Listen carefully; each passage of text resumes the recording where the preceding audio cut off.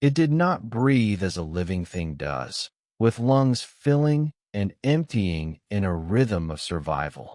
It breathed in a subtler way, in the way the wind moved through the alder trees, whispering along their silvered bark, in the way smoke curled from chimneys, dissolving into the morning mist, in the way the damp earth exhaled the smell of rain and growth.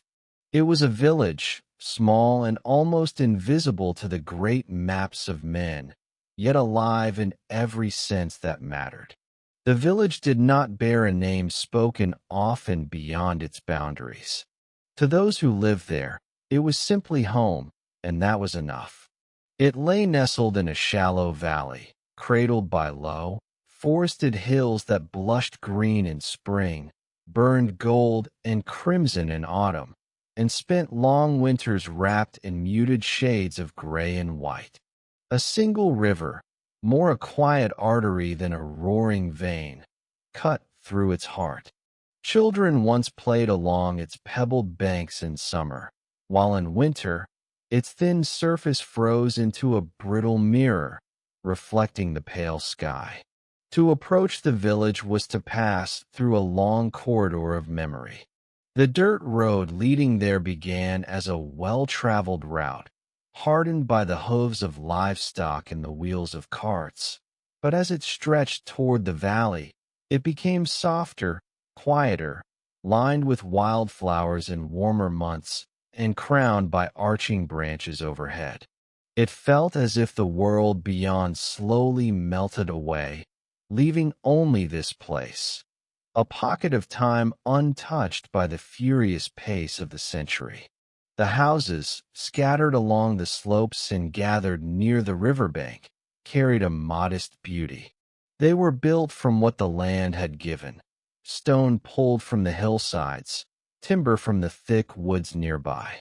Their thatched or shingled roofs bore the scars of countless seasons, sun-bleached patches, moss creeping in the shaded corners, places where the winter storms had tested their resolve.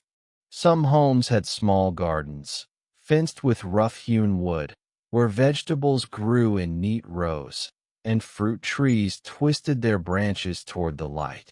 Others stood humbly, unadorned, their owners having little time or strength for more than survival. Yet each house held a story, and together they stitched the fabric of the village's quiet existence. In the mornings, mist often clung to the valley as though reluctant to let the day begin. The air was thick with the sense of wet soil, wood smoke, and the faint sweetness of hay drying in barns. Roosters crowed from somewhere unseen, and the creak of old hinges announced the day's first labors. Someone fetching water, another stepping out to tend the animals, the familiar rhythm of lives bound to the earth. There were no grand clocks here to dictate the passage of time, only the sun, the seasons, and the work that needed doing. Nature was more than a backdrop. It was the lifeblood of the village. The forest provided wood for fires and homes, but it also gave berries, mushrooms, and herbs gathered by practiced hands that knew which healed and which harmed. The river was both a source of sustenance and a measure of the seasons, placid in summer, treacherous in spring when the snows melted upstream. The fields stretched outward like patient canvases, where wheat bowed under the weight of ripening grain, and the scent of freshly turned soil spoke of another year's hope. Even in its serenity, the land carried an undercurrent of melancholy. Perhaps it was in the way the church bell, though small and worn, echoed across the valley on Sundays, a lonely sound that traveled farther than any person from the village ever had. Or perhaps it was in the knowledge, unspoken yet deeply felt, that this place existed on borrowed time. For all its charm, the village was a remnant, a holdover from another age, standing quietly while the world beyond grew louder, faster, and hungrier. Those who lived here knew little of progress and wanted even less of it. Generations had been born, lived, and died on this soil, their names etched into the weathered stones of the churchyard, their faces fading from the few photographs kept in wooden frames above hearths. They carried the weight of their ancestors in their blood and their bones, tending to the same fields, walking the same paths worn by countless feet before theirs. Life was not easy, but it was rooted, deep, like the oaks that had stood for centuries on the hillsides. On the outskirts, beyond the farthest homes, lay the fields where the seasons left their signatures most visibly. In spring, they were a green so vibrant it hurt the eyes, scattered with wildflowers that swayed as though dancing to the breath of the wind. Summer brought a hum of insects and the shimmering heat of long days, the air thick with the smell of grain and sweat. Autumn, perhaps the valley's most beautiful season, dressed the hills in fire and gold, and the harvest filled barns to the brim. Winter turned it all still, a blanket of white muting sound and softening edges, leaving only the smoke rising from chimneys to remind the sky that life endured below. Yet beneath all this beauty, there was a shadow, not one that could be seen, but one that could be felt. It lingered at the edges of every thought, unspoken at the communal gatherings, absent from the lips of those who rose each morning to do their work. The village was living its last chapter, though most refused to admit it. Whether it was the hand of nature or the hand of man that would close its book, none could say for certain. But the signs were there for those willing to see. For now, though, it still lived. And in that life, it carried on as it always had, with the quiet dignity of those who know that each day is both a gift and a borrowed debt. The sun rose, the mist lifted, and the valley exhaled, as if it, too, was unaware that soon it would fall silent forever. The heart of the village was not a square or a marketplace, for there was little trade to be done here and few strangers who would come to barter.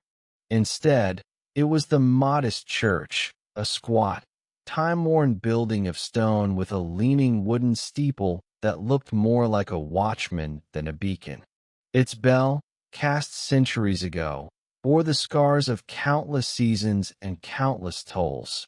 Births, deaths, marriages, blessings before sowing and after harvest, calls to gather in times of joy and sorrow. Though cracked and dulled with age, it still carried its voice across the valley. When it rang, people listened. Around it stretched a scattering of paths, little more than dirt tracks trodden hard by generations of feet. They wound between the houses and barns, each route known so well that no one could recall a time when they were first made. There was no sense of planning in their arrangement. The village had grown organically, homes sprouting where land allowed, as though the earth itself decided where people should settle. The cemetery lay just beyond the church, enclosed by a low wall of lichen-streaked stones, many of which had tumbled inward over time. Here, the oldest names were carved so shallowly that the letters were nearly erased, as if the land itself had begun to reclaim them. Fresh graves appeared rarely now. There were few new lives to replace those who had gone. The young had begun leaving years ago, seeking work or education in distant towns, chasing opportunities that could not be found in the valley. What remained were the elderly, their children grown, and the few families too rooted or too stubborn to abandon what their ancestors had built. Life here followed an unchanging rhythm, as steady and predictable as the turning of the seasons. In the dim hours before dawn, the first wisps of smoke curled from chimneys as kitchens came alive with the faint glow of firelight.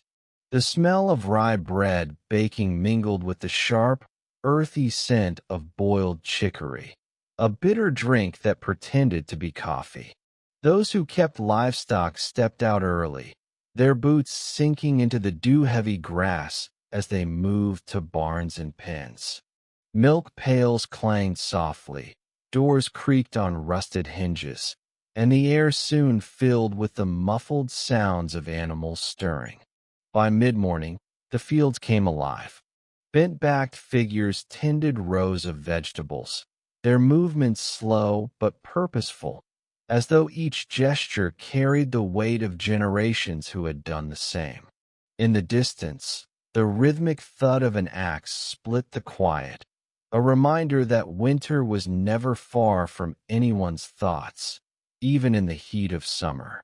Children, those few who remained, roamed in small packs, barefoot and unhurried, their laughter cutting briefly through the calm before dissolving back into the valley's hush.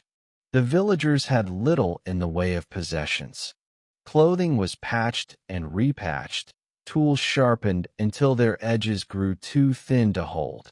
Yet there was a certain pride in their endurance, in the way everything had been made to last, repaired rather than replaced, cherished rather than discarded. In every kitchen, shelves bore jars of preserved vegetables, rows of pickled mushrooms, and jams made from the wild berries gathered in summer. These were not luxuries, but necessities, lifelines for when the valley's isolation grew heavy in the deep snows of winter.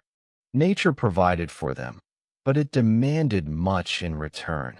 The soil, though fertile, needed constant tending, and the surrounding forest was as much a threat as it was a resource.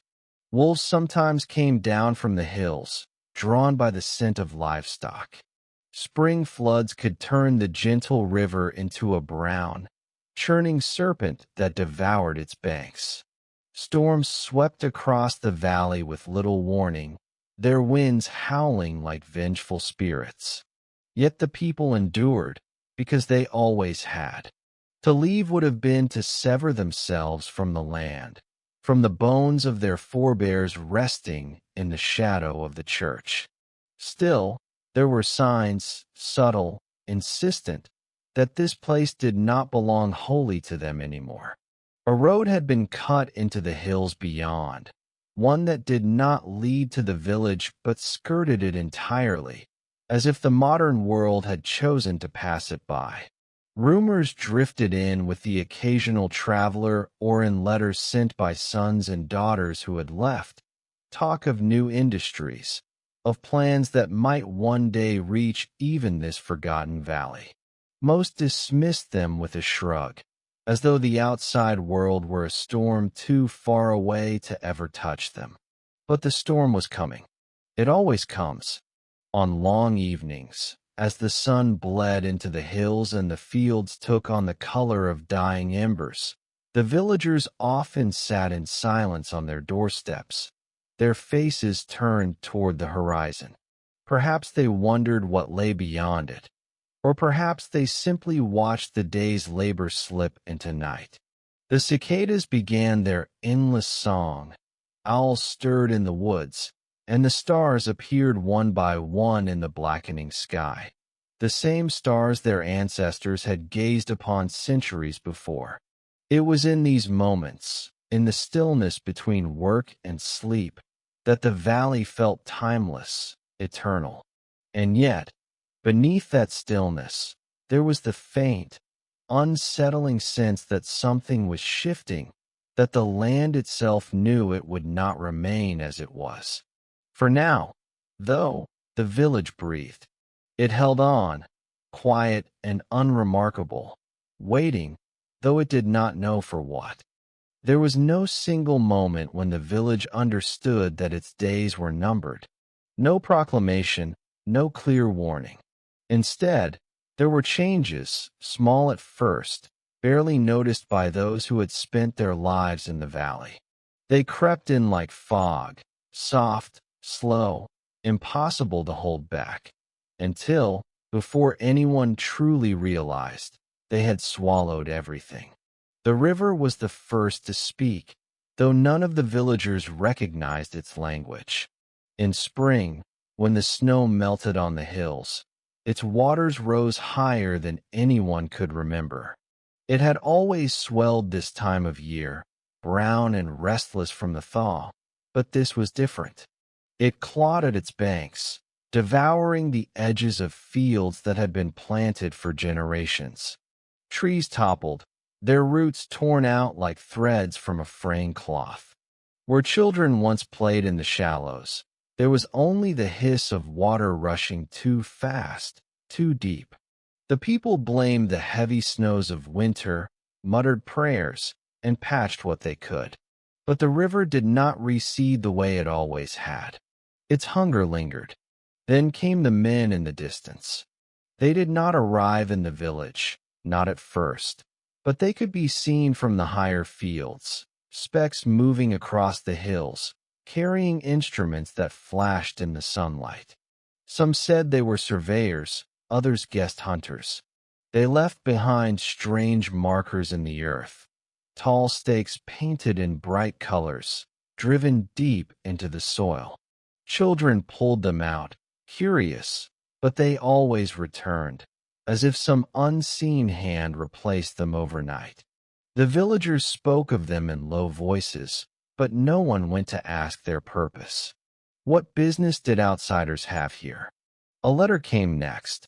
It arrived on a cart driven by a man no one knew, his clothes too clean, his manner too quick for the slow pulse of the valley. He did not linger, only handed the envelope to the eldest in the village and departed before anyone could ask him why he had come. The letter was read aloud at the church, though its words carried little meaning for most who heard them. It spoke of development, of progress, of projects to benefit the region. It was written in the language of officials, polite, distant, unyielding. What it did not say outright, but what everyone understood, was that the valley did not belong to them anymore. The earth itself seemed to shudder with the news. Birds that had nested in the trees near the river moved farther into the forest. At night, the deer no longer grazed at the edges of the fields. The air carried a new sound, faint, far away, but growing, the distant thrum of machinery. It came not from the village, but from somewhere beyond the hills, where the surveyors had walked and the stakes had been planted. The people tried to carry on as they always had. They rose with the sun, tended the fields, repaired what was broken. But the work felt heavier, as though the land no longer yielded itself as willingly as before. The soil was stubborn, the weather unpredictable. Crops that had always thrived in the valley's embrace now withered without explanation. Even the forests seemed to change. Mushrooms rotted on their stems. Moss dried where it once clung thick and green. The church bell rang less often now, not because the people had no need for it, but because the sound felt hollow, a ritual for a world that was slipping away. The cemetery grew untended, weeds pushing between the stones, as if the dead themselves had been abandoned. In the evenings, the horizon glowed faintly, as though the sun had left behind a smear of fire long after it had set. The villagers told themselves it was nothing, campfires, perhaps, or distant lightning, but deep down they knew. Something was being built beyond the hills. Something large enough to swallow a place like theirs without a second thought.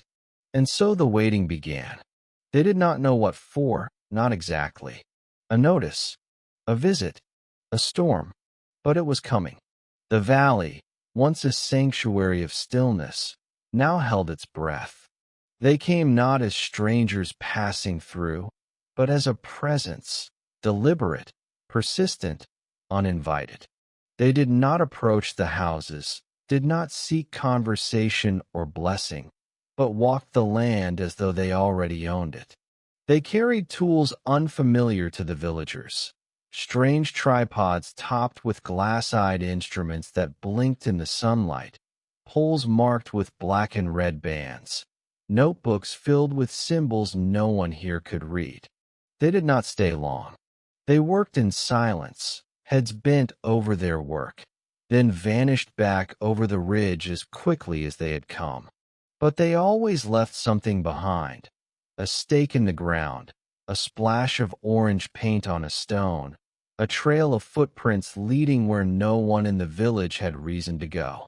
The first stakes were ignored. The second caused unease.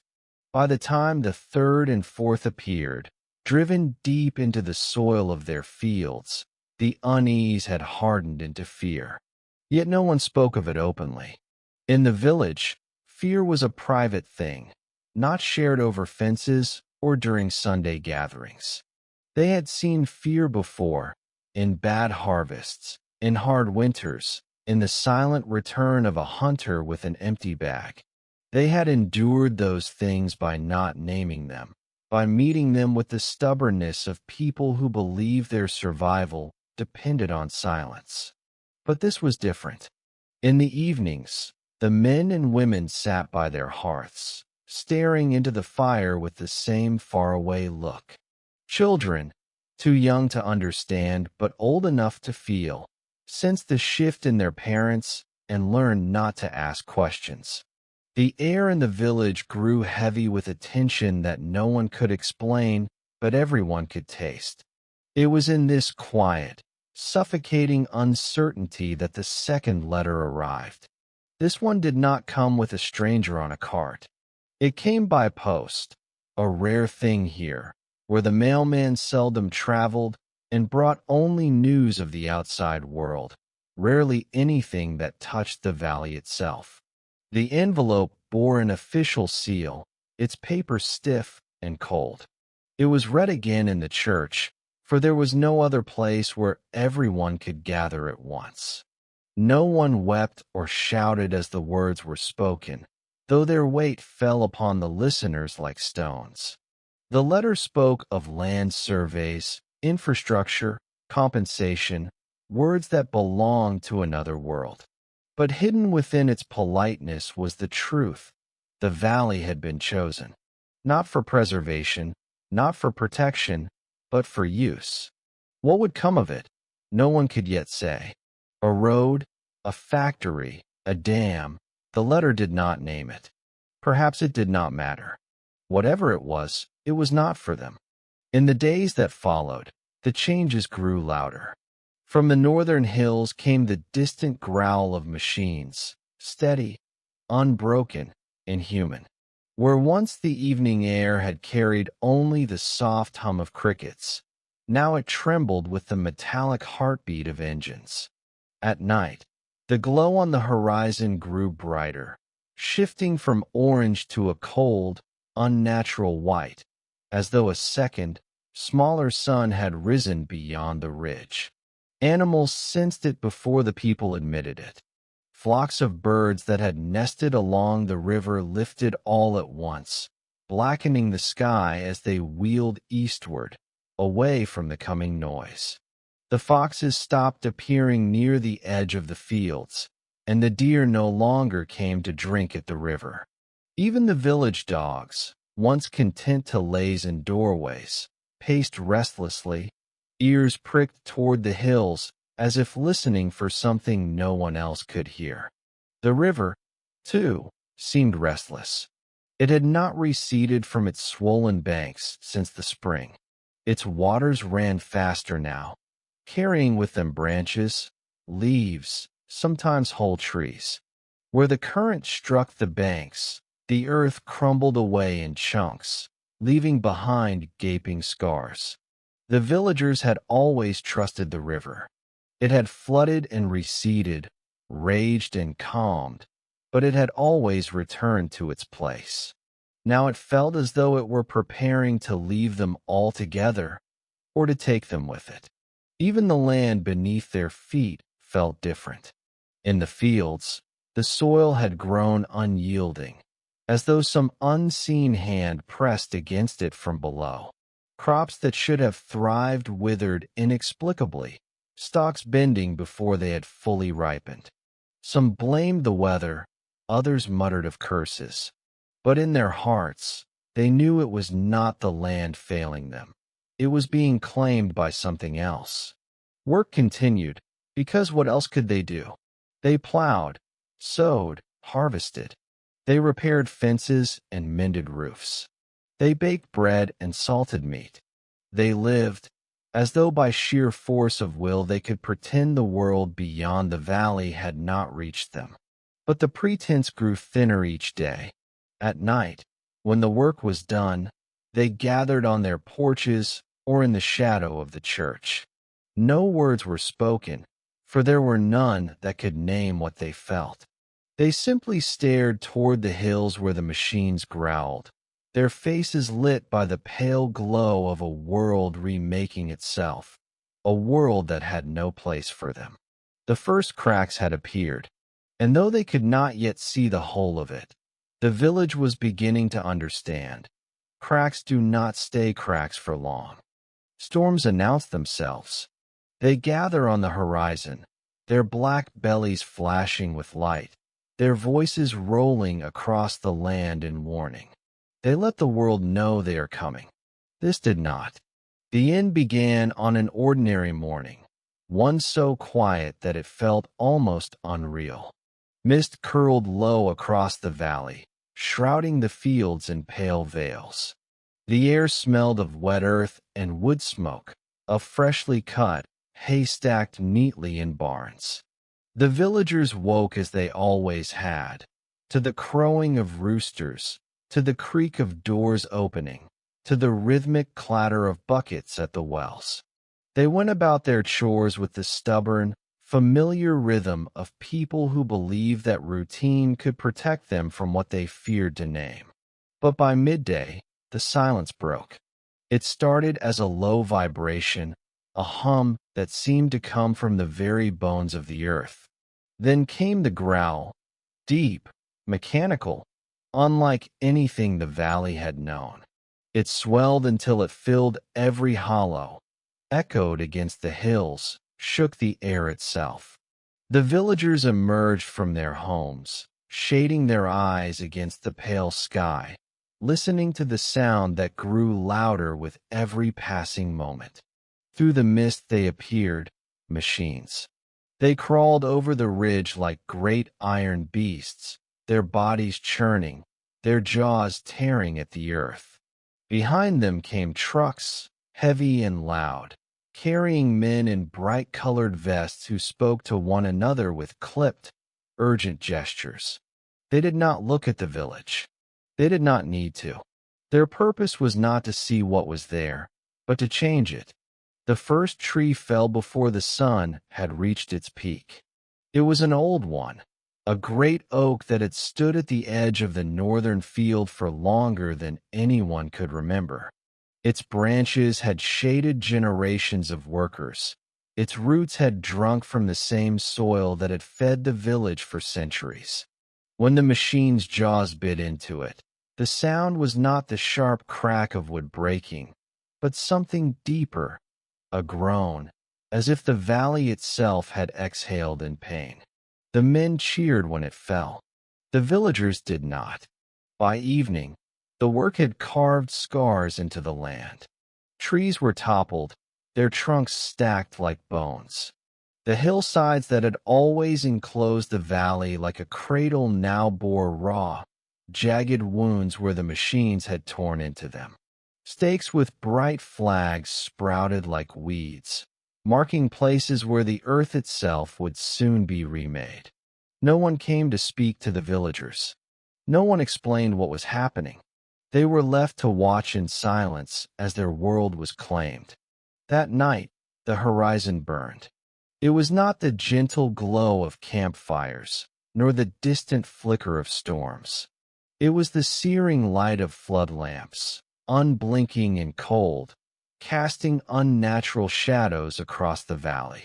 The hum of the machines did not stop when the sun went down. They worked through the night, their growls and beeps echoing through the darkness, a lullaby of progress for a world that had no room for the village. Sleep did not come easily. The people lay awake in their beds, listening to the distant rumble, to the soft shudder of their walls with every strike of metal against earth. The familiar night sounds, the call of owls, the chirp of crickets, the gentle sigh of the river, were drowned beneath it. Even the river seemed to have changed, its waters running faster, as if it, too, was trying to escape what was coming. In the morning, there was a new sign. A board had been planted at the road that led into the valley. Its letters were large, bold, and unfeeling. They spoke of development, of progress, of a future that none of the villagers had asked for. At the bottom, in smaller letters, was the truth. The land had been requisitioned. It no longer belonged to them. Some stood before the sign for hours, staring at it as though willing it to disappear. Others turned away, unable to look. No one touched it. No one tore it down. It stood there like a grave marker for everything the valley had been. The work did not stop. Day after day, the machines dug deeper. Roads were carved into the hillsides. New structures rose where wildflowers had grown only weeks before. The river, once the lifeblood of the village, was hemmed in by concrete barriers, its flow redirected by forces greater than itself. And through it all, the villagers worked as they always had, planting, harvesting, repairing, as though clinging to the belief that as long as they carried on, the valley would remain theirs. But deep down they knew. The land no longer recognized them. By the time the notice came, it was no longer a surprise. The villagers had been waiting for it, though no one admitted it aloud. It was posted on the church door, a crisp sheet of paper with the weight of finality in every line. The land was condemned, it said. The valley would be flooded for a reservoir that would serve cities far beyond the hills. Compensation would be provided. Relocation would be arranged. The words were careful, polite, and merciless. Some tore the notice down, but it reappeared the next morning. And again the day after that, nailed back in place by hands that did not belong to the valley. The work accelerated. The hills around the village became unrecognizable. Trees were stripped, the earth flattened, the bones of the land reshaped by machines that roared from dawn to dusk. Concrete towers rose like sentinels along the river, their shadows stretching longer each day as if to remind the villagers of what was coming. The church bell tolled one final Sunday, though no one had gathered to hear it. Its echo rang across the emptying valley, a lonely sound swallowed by the hum of progress. By autumn, the water came. It began as a trickle, slow and almost gentle, slipping past the new concrete walls and spilling into the lower fields. Then it grew. Day by day, the reservoir crept forward, swallowing fences, gardens, the narrow dirt road that had once been the village's lifeline to the outside world. The first house fell silently. Its foundations gave way as the water pooled at its doorstep, seeping into its walls until it buckled and collapsed with a soft sigh. Others followed. The villagers left in waves. Some went quickly, taking what they could carry, leaving their homes unlocked as if they might one day return. Others lingered, unwilling to abandon the only life they had ever known. But the water did not wait for them. It climbed steadily, indifferent to grief, to memory, to history. By winter, the church was half submerged. The steeple, once the highest point in the valley, now jutted out of the water like a warning finger pointing toward the sky. And still, the water rose. When it reached the cemetery, no one remained to see it. The names carved into stone, the bones of generations. All were claimed by the reservoir. The valley had been silenced. What had once been a living, breathing place was now a mirror of water, still and cold, reflecting only the sky.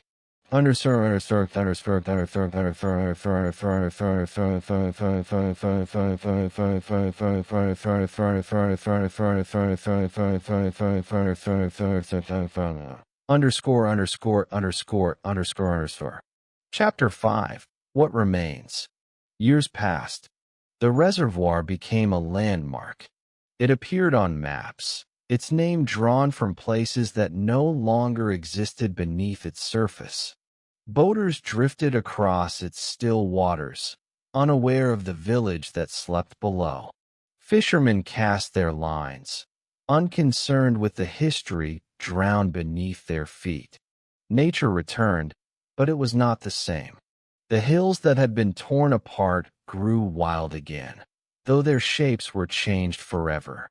Trees rooted themselves in the altered soil, their branches reaching skyward as though trying to reclaim what had been lost.